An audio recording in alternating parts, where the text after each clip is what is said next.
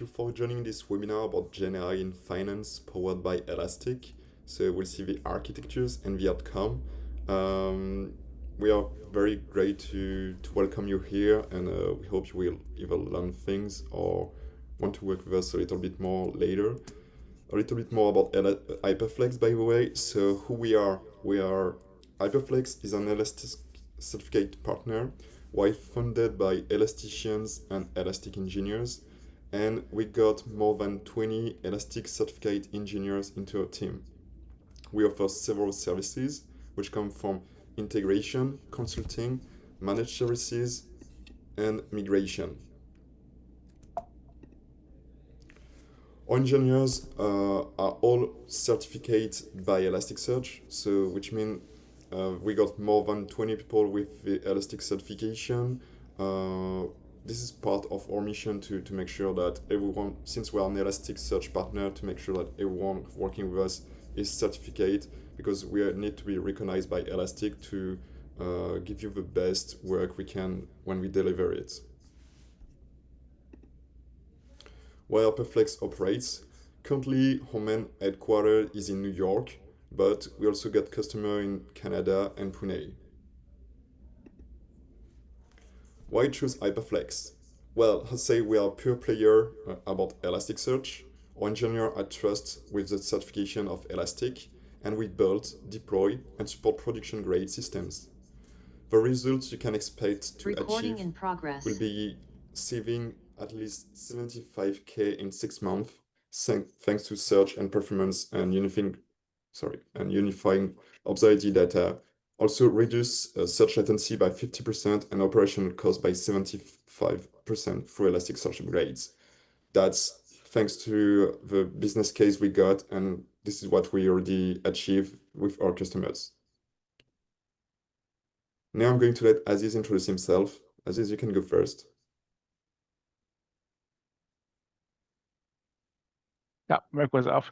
Yeah, thank you, Nicola, for the presentation of Hyperflex. From my side, I'm an Elastic engineer as well. I'm certified on all the aspects of the solution, and basically I have more expertise on the observability side, but I'm certified in all the aspects of Elastic. And I worked with the Hyperflex and continue working with it when it comes to the observability sides and the expertise. I basically have worked in the bank and telecommunication industry, which makes me a bit an expert in that field. And today we're going to be happy to talk about this first side, which is the banks. This is for me, and I'm going to pass it over to you, Nicola, again. Thank you. What about you, Naman? Can you introduce yourself too? All right. Firstly, hello everyone. I am Naman. I am also an Elastic certified and observability engineer. Started as a DevOps engineer, have been using Elastic for mainly search and observability use case. At Hyperflex, I am working as an Elastic engineer, mainly working with financial and healthcare clients. Thank you. I wanted to take the share. I will let you, Naman, take the hand on the presentation so you can go deeper into it. All right. Let me quickly share my screen. So I'm going to start, before we start with webinar, allow me to talk a bit about the products we are developing, right? We are actively contributing to Elastic MCP server and Logstash open source project. Other than that, we have been building some exciting products to cater enterprise problems, right? One of them is the Splunk to Elastic migration, right? So it is an enterprise tool which helps customers to migrate from Splunk cluster to an Elastic cluster. It has pre-built functionalities like pre-sales visibility logic with migration reports, multi-cluster support with both Elastic and Splunk, and a great SPL to ESQL query conversion for macro and lookup handling. Another tool which we have been working is the seamless upgrade. It is a fully automated one-click zero-time tool to upgrade Elasticsearch cluster, whether it's on-prem, cloud, and Kubernetes. Throughout my career, I have observed that upgradation is a pain point, and a tool like seamless upgrade will really help an enterprise client and really solve a real-world problem. All right, this was a quick update on, let's start with the webinar. Before we start, here's the hard truth, right? Most of the Gen AI implementation in finance are failing, not because the technology doesn't work, but because they are built like a science experiment, right? Not as a production system. Look at this, right? This is a traditional banking architecture. Everything is structured, optimized for resilience and reporting, not for real-time insights, right? Core banking systems talk to a line of business applications which feed to a separate analytics and reporting layers, right? Its system has its own database, its own security module, its own API limitation. The fundamental challenge with something like this is the financial institutions are data rich, but inside pure. So you have terabytes of customer interaction, transaction histories, market data, but it is locked away in a disconnected system, right? When a customer calls for something like asking about the mortgage refinancing options, the agent usually can't just see their complete financial picture, recent market rates, and comparable loan products because the data lives in 6 different systems at that don't talk to each other, right? Meanwhile, something like compliance team is manually pulling reports from multiple databases, right, to answer a single regulatory questions. A loan officer is switching between applications just to underwrite a simple business loan, and risk management team, they are working with week old data snapshots instead of real-time risk indicator. This architecture works when banking was about transactions and record keeping, but now we are trying to deliver personalized intelligent customer experience on infrastructure that was designed for batch processing, regulatory reporting. It's like running a Netflix on 1990s mainframe, and the expectation has evolved, but the foundation hasn't, right? There is an inflection point, right? Just like we moved from mainframes to ATMs to online banking to cloud, AI is the next fundamental shift. But here's the catch. Most banks are approaching AI like they have approached their first websites in 1995. Show of hands, how many of you have seen a Gen AI POC that never made to production?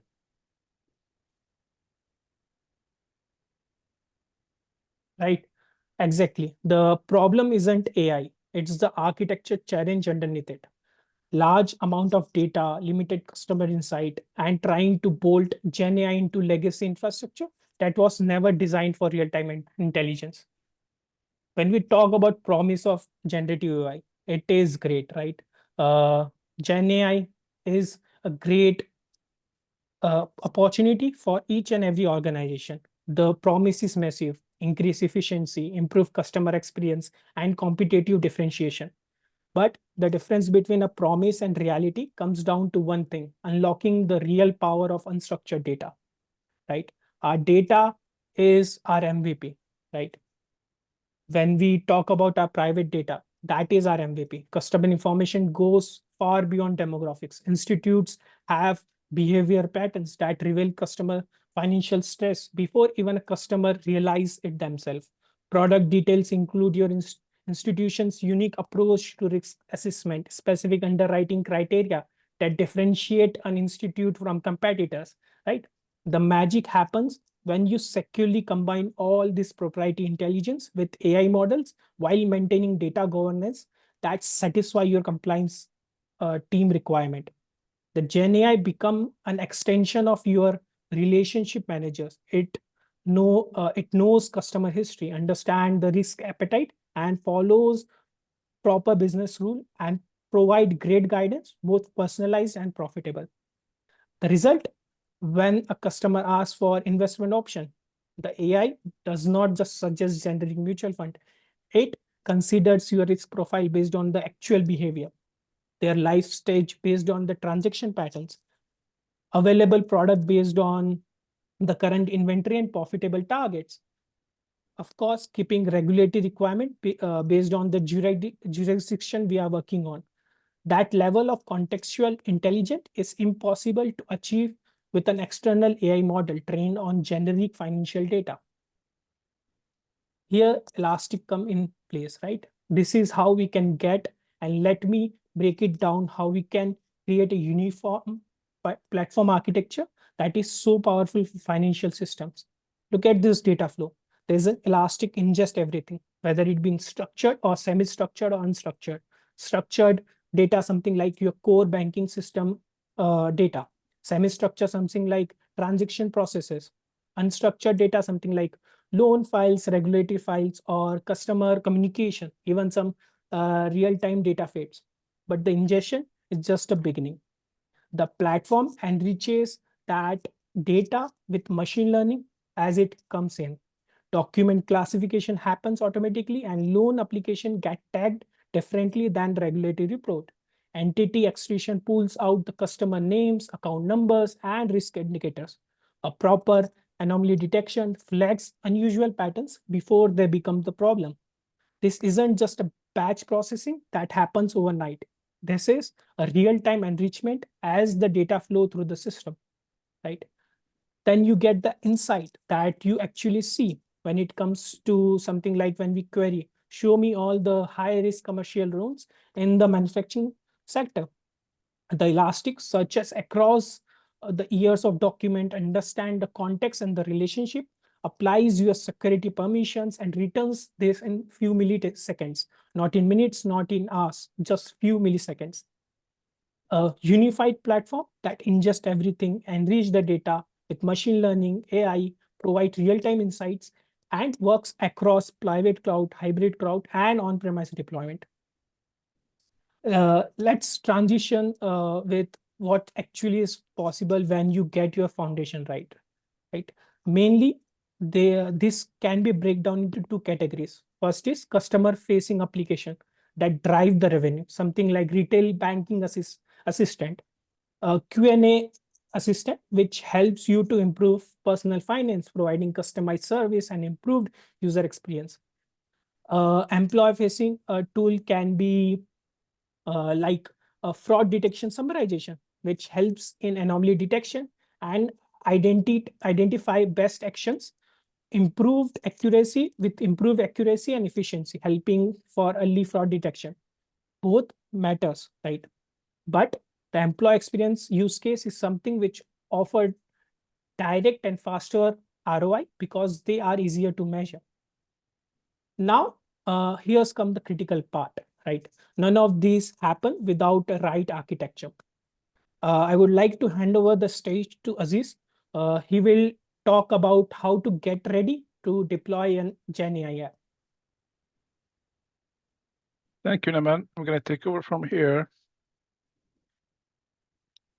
And if you paid attention to what Naman was saying, it was basically showing you with one of the reasons why you need to use Elastic as a solution. And one of the aspects that he mentioned or he touched upon was the possibility to use the machine learning side of the Elastic Stack to be able to detect the anomalies and classify documents and so on.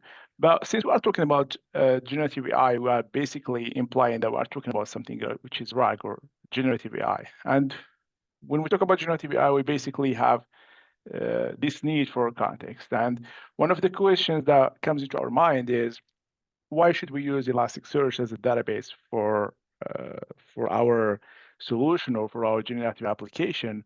Why do we have the possibility? We have all those possible connections that we can establish with all the components out there. For example, we can use other search engines, we can use APIs that are available within the organization, or we can use any MCP that is available out there. And if you remember the first slide that presented by Naman, he mentioned all the possible sources of information that you can get in the context of the finance enterprise. And when we talk, for example, about something that is like giving a loan or accepting a loan for somebody, you need to get a lot of information from different sources.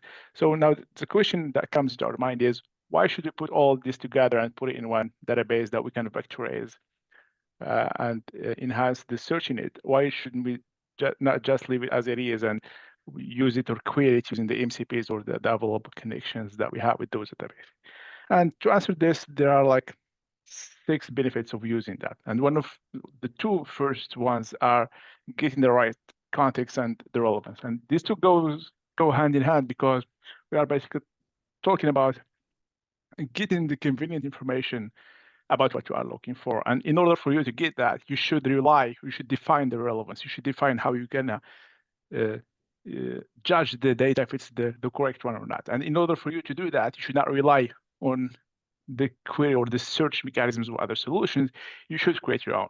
And there is no other solutions than having your own database and having this information stored in a database that you control and on which you have much control when it comes to relevance calculation, etc. And here comes the importance of having a really powerful database that you can access either using the vector side or even the traditional BF25 or the lexical search. And another point, which is the point number 3, which is the access control. When you talk about something like the finance industry, it's an industry that is highly regulated, and the access to information is segregated across all the industry, across the organizations, and different people, different employees, different entities have access to different informations. And in order for you to create those access control, if you have different connections, then it's going to be a hell of a mission for you. So the fact that you have everything centralized and created and put in one place would help you by leveraging what is available in terms of RBAC or access control, role-based access control in the Elastic Stack, will make your life easier when it comes to how you can organize the access to this data. Another important point, which is the latency and performance. And this is very important because one of the main purposes why we are doing those generative AI is to kind of enhance or even replace humans' performance, meaning that we are caring about the response time that we're getting from those databases. And one of the powerful tools or one of the powerful abilities of Elastic is its ability to have a very low latency. Then we can also talk about point 5 and 6, which are leveraging the extra features of Elastic, and then the compliance and security. By talking about leveraging the extra features, we are talking about all the features that come together with the database. So we've talked about the storage layer, which is the Elasticsearch, but then we have everything that is around it, which is like, for example, the access control, but also anything that it comes to observability and when it comes to all the plugins that we can put together in order to enhance and make this tool powerful. And then for the compliance and security, there are many tools that are available in order for you to check or to make sure that your data is compliant, that you're not storing any personal information or you are encrypting it, etc., by leveraging all the tools that comes with the stack, or even developing your own plugins if need be. So this is like to answer why you need to vectorize your data rather than just using all the connections. So when we say vectorize, we also mean that why do we store the data? So the answer that we give to this is to take advantage of all the available tools and to stay compliant with all the requirements that are in the industry. So now that we established the need for a database or a vector database when it comes to the generative application that we are building, then we're going to talk about the layers that we need to have in our application. So in our application, we need to have a layer of ingestion, storage, generation, and then we need to observe this application. So when we talk about ingestion, we're talking about how we can bring the data from all the sources that are available within the organization and put it together in one place. And this layer can be divided into two layers. The extraction of information and then the layer of indexing the data. When it comes to the extraction of information, it is something that we need to adapt depending on what we have within the organization. If we have, for example, APIs, data stored in files, if we need to do any PDF scanning or reading, etc. But the second part, which is the indexing of this data, it is something that we need to define by ourselves, but the stack of Elastic gives us the possibility to use their existing tools of ingestion. We are talking here about, for example, the pipeline, the agency pipelines that allow us to parse the data and transform it and bring it and give it a certain format, etc., or even enrich it. But we also have the possibility to have some machine learning models that would take this data and transform it into vectors that we can use in vector search. Then we have the storage. For the storage layer, it's very simple. We can use the Elasticsearch database as the storage, and it gives us the possibility to have the BM25 search, which are the lexical search, and then also the possibility to have the vector search in order to ameliorate, or even hybrid search that would combine the two of these type of searches in order to get the most relevant data. Then we have the layer of generation, and here we need to answer the question, what model should we use in our generative applications? And it is something that there is no general answer or generic answer for it. It is something that you need to test and then judge by testing all the available models and testing the type of models that you have, and also sometimes even testing the strategy or the definition of the generation. So if you go, for example, for a very naive application that is a RAG application, the generation will be simple, just a prompt. Then you gotta take the context and give it from the storage, and you generate the answer. But if you're talking about something that is more in-house, more complicated, in this case, we'll be talking about something that is more agentic or modular, where you generate the steps and then you take those steps and translate them to calls that you're gonna have to other tools, and then you take the responses and then you do the generation again. And the fourth layer, which is most important one, which is the observation and amelioration. And it is important because no RAG application, no generative application is meant to be operational from the first shot. It is something that we put out there, and then we, depending on the feedback of the client or the experience of the application with the client, that we ameliorate. So it's something that is always on amelioration. It is something that is enhanced on day-to-day. So basically, you need to have this observation and amelioration. And when we talk about the observation, we need to store the interaction with the client. We need to store the responses, the questions and the responses, but we also need to restore the metrics and the performances of the search layer, of the retrieval layer, of the latency, etc. And here comes the necessity of having something that would do all of this. And in this case, for example, can you leverage the observability side of the Elastic one, which gives us the possibility to do APM observability on application, on our application, that will allow us to monitor and observe our application from end to end, so that we can know what the client is asking for and what the application has responded, and to make the judgment. And later on, we can use this data to probably retrain the generation layer or change the queries that we have in the storage when we create the storage, etc. So it is a very important step, and I would say that it is the most important among all those operations, because it's the layer that is going to dictate how we're gonna define, how we're gonna enhance the other layers. So now that we have defined the layers, the next question that comes into our mind, we are building an application or an application. What exactly do we need, and who do we need in our team? So there are two. So basically, we need an AI engineer who put all of this together. Who's going to put the architecture, who's going to define what is the database, etc.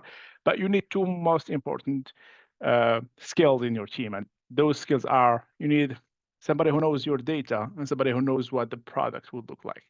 And here I'm talking about the data engineer or data analytics engineer and the product owner. So the product owner is somebody who knows what they're expecting, who knows what the clients are expecting in terms of the outcome or the output they're expecting from your application.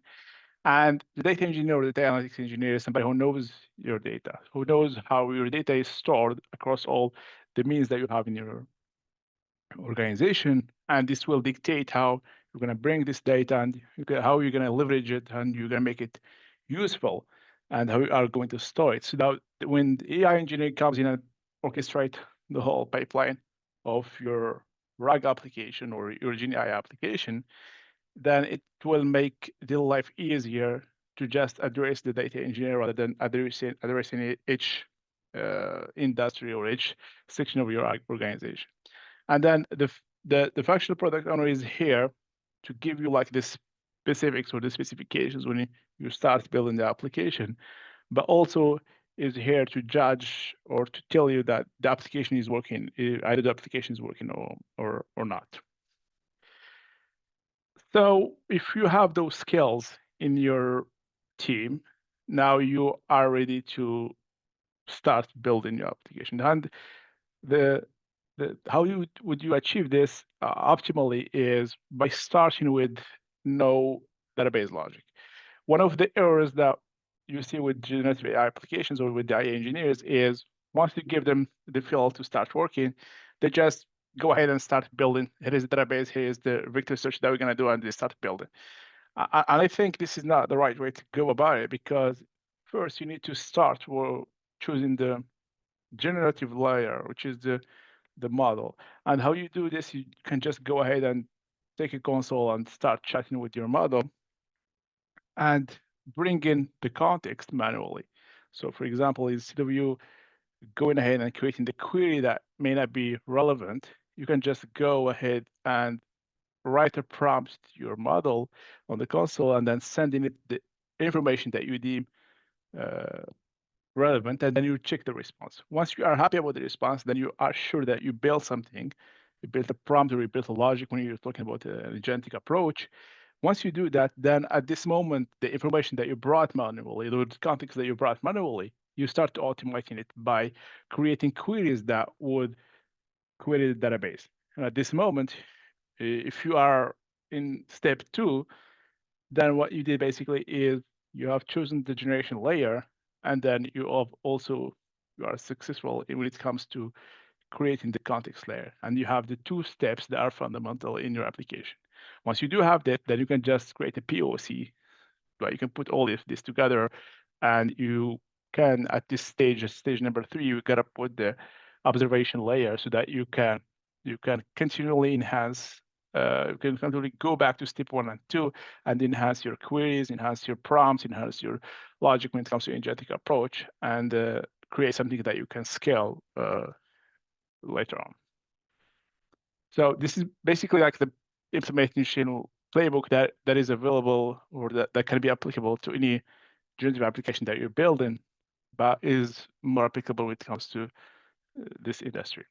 Now, when it comes to how we can test the application, or if we have observed our application, and now we are talking about how we can make sure that what we build has value, then we have an example here that we worked on. We changed the names, we changed everything so that it can look different. But basically, the KPIs that you need to take into consideration are, and we're talking about the industry of finance here, is the research team. So for example, if we're talking about loans, the time that it takes an agent to go ahead and assess the validity of a loan application needs to go drastically. So for example, if here we have an example where it went from 8 hours to collect all the information, analyze and put it together, and then decide whether the loan should be given or not, we have brought it from 8 hours to 45 minutes, which is a very good KPI.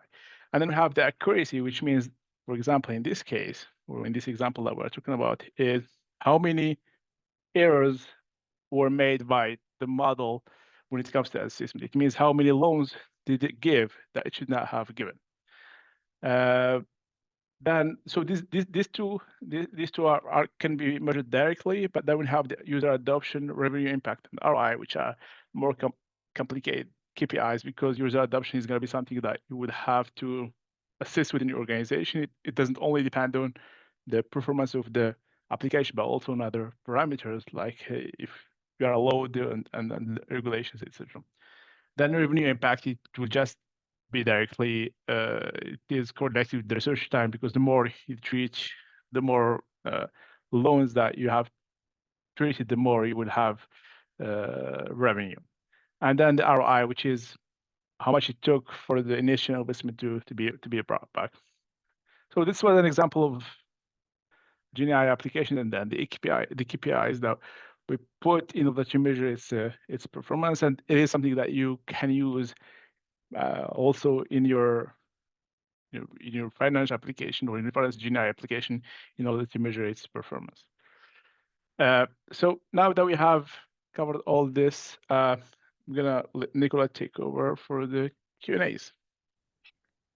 Indeed. Thank you, Aziz. Thank you, Naman, for this amazing presentation. So let's switch back for the Q&A. So yeah, just we got like one first question was already in the chat. So which one do you want to start? Maybe Yeah, sure. I can take it. So if we talk about the integration of Elasticsearch with something like Azure or Microsoft Fabric or ThoughtSpot, there is no direct integration available, but it is possible with some technical implementation. For example, for ThoughtSpot, we can use something like JDBC plugin or API-based plugin connector so that we can pull data or push data, right? So there is no straightforward integration available, but there is workarounds that could be possible. you want to add something, Aziz, maybe to complete? Or Yeah, I think Naman had a great answer for this. In Elastic, you have like integrations that allow you to get the data from elsewhere. But if there is no integration that allows certain specific software that you can use or you can code your own. thank you for this.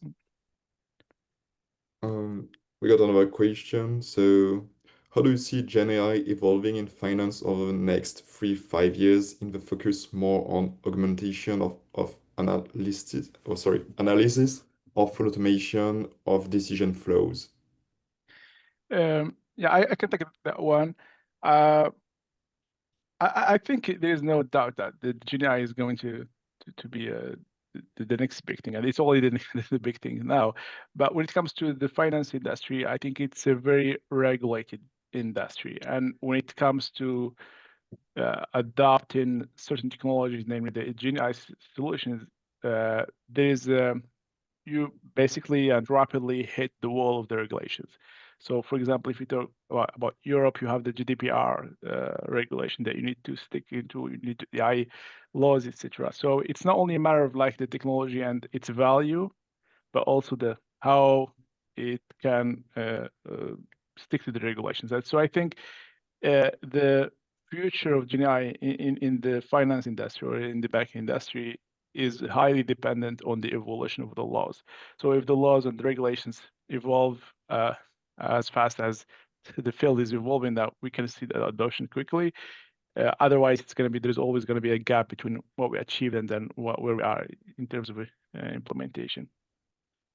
Do you agree with this, Naman? Yeah. The financial sectors usually go slow with new technology. They are more cautious and they want to comply with different compliance and regulators information. But I have seen that many financial institutes have started adopting GenAI, especially like big enterprise financial institutes have started to use GenAI for chatbots, customer service and stuff, which is slowly and steadily grabbing its foot. And I'm sure that this would be a great opportunity for more financial institutes to try out GenAI and help their customer for best experience. We got another quick question from Gaurav. So how making sure that sensitive data, especially for the industry, which are highly regulated, not ingesting the customer logs in LLM model to train the model? This is actually a great question. Thank you, Gaurav, for asking it. When it comes to the sensitive information or the PII information that you store within the Elasticsearch, there are two ways to go around this. So basically, before going to the database, you have the controls in the ETL layer or the ingestion layer where you can define, for example, certain rules or certain sequences of rules that you can apply on the data that you get before going to Elastic. So if you have something, for example, if you have fields that say, for example, let's just say account number or something like this. So before going to the search engine, we can encrypt it, or we can replace it, or we can even remove it if it's a field. Then you have something that is more complicated than that, which is like, for example, if you have a paragraph of data and the personal information or the sensitive information is mentioned within this paragraph of data that is only stored in one field. And in this case, it becomes more complicated because you need something to analyze all this field. And to do this, you need to make it go through a machine learning model. And there is something also that is supported. So what you do is basically, before taking the data into the next steps, you just put something in the between, and you say analyze the whole data and remove or replace the sensitive information with asterisks. Of course, this would come with the price, and because it's going to be a call for the API, you're going to consume the number of tokens, which is more costly when it comes to this type of tracking information. So generally, what people do is they use the guardrails in the retrieval of the information. So instead of like making the information obfuscate the information when it comes to the ingestion layer, what they do is they put the data as it is, and they store it as it is. But when they retrieve the information in the model, they put guardrails and say, whatever there's an information that is personal, that defines as this, etc., with the certain criteria that are defined, then obfuscate it and replace it with this type of this logic of information. So to wrap it up, there are three possibilities. You can either use static replacement when it comes to fields. You can use email machine learning models so that you can analyze the whole text, but it's costly, or you can use it at the retrieval stage. And I hope I answered your question, Gaurav. Before we go to the next questions, I just want to ask you, how many people here are using Elasticsearch? That's in the comments that we can use later on. If you can just put this on the chat. Naman, do you agree with what I have said, or you want to add something? Yeah, you have covered pretty much. You can always host your own foundation model to just make sure that you don't have to call an API. You can always host your foundation model on your own on-prem infrastructure, making sure that you are not providing your regulatory and compliant data to a third party, right? So there are various open source foundation model available. You can fine tune that. You can use RAG upon that. Yeah, and this is something also that is very specific when it comes to the backend industry. Yep. You are well limited on the models that you can use because you can export the data outside of your industry. So basically what you do is you will create this entity in your site. So instead of like you calling the OpenAI, you're going to build your own quote unquote OpenAI locally. But when it comes to cost, it's not generally, I'm not talking about only the API call or the cost of the API call. I'm also talking about the infrastructure they will have locally, which you can always translate to the number of calls on average for the year, because you are always limited on how much you can achieve or how many calls you will have, depending on the infrastructure that you have. Mm-hmm. The next question comes from Benjamin. So, in terms of fraud prevention, do you think banks will start leveraging AI for that purpose? Mm-hmm. Sure, I can take that. So if we talk about fraud detections, banks are already leveraging AI extensively for fraud prevention and detection, especially something like anomaly detection algorithms, where we recognize the pattern for unusual transactions or velocity checks. We currently, banks and financial sectors are using machine learning models to detect such patterns, to analyze such pattern, and be proactive rather than waiting for an incident to happen. So yeah, it is possible, and banks are using it. Yeah, and yeah, this is like one of the powerful tools when it comes to the stack of Elastic, which is also going to answer the question of Gaurav, how real-time threat detection is leveraged. Mm-hmm. So basically what happens is you will have a model within the stack that you train on your real-time data or on, let's say, base data. And what happens is whenever there is a new data that's coming in, it will analyze it depending on what the training that happened before. And if there is an outlier, if it's an outlier, then it will just tell you there is a high chance that this data or this document or this information is an outlier. And it will continue training this model so that it can detect the trends, if there are any trends within your data, etc., so that it reduces the false positives. So this is one of the positive side of the machine learning in the stack. And just to be sure, in here we are talking about two things. We are talking about the generation, and we are talking with machine learning. So probably they're the same thing, but here when we talk about generation, we are talking about like models that would generate the data. Machine learning, we are talking about use cases such as threat detection and what is it called? I lost the word. Prevention. How real-time threat detection is leveraged in Elastic or Hyperflex? Yeah, I think that's the one that I just answered. So I think there is another one. Oh, sorry. We got how do you balance transparency and explainability of GenAI outputs with the black box nature of large language models? Okay. Okay. So this is one of the challenge, especially in something like highly regulated industry. So Gen AI or AI or foundation models can act as a black box. We never know what could be the next probability, right? So yeah, fundamentally LLMs are black box, but we have different guardrails. We have different frameworks which we can use to make sure that we have proper understanding of any decision making process, right?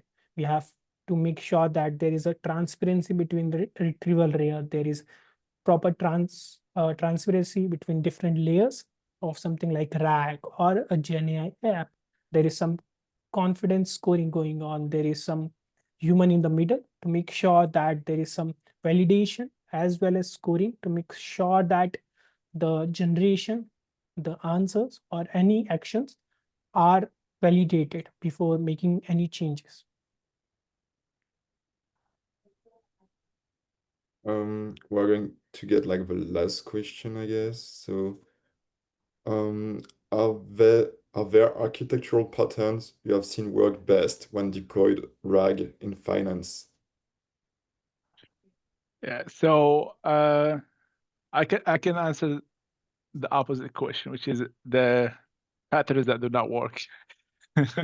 Yeah, I think that the one thing is sure is the naive approach is never going to work when it comes to the finance, because in finance you have, I would say, you need to take into consideration this hybrid agentic approach. You will have data that you need to search using the keyword, data to search that using the search, and then you need the data to search using the vector search.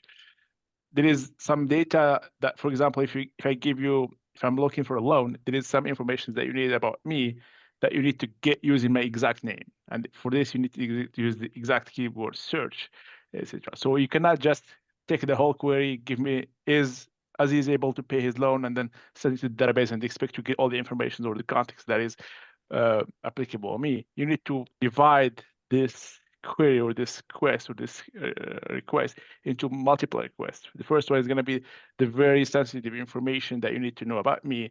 The second one is going to be the medium information. And the third one, which is the vector search, which is all the relevant information that you can get about me out there that is relevant or not, but it's not that sensitive or that risk. So if you use the naive approach by taking all of this and just dropping it on the model, it's not going to work. So you need to have this agentic approach. You need to take the query, analyze it, and have like a very agentic approach, and then send all these queries and then gather them and then recreate this approach. I think this might work, but the naive approach is never going to work in this context. I don't know, Naman, if you have a different point of view on this. Yeah, you have pretty much covered everything. but something I have done to make sure that our RAG application is working all right is playing around with our chunking strategies, playing around with the embedding models, right?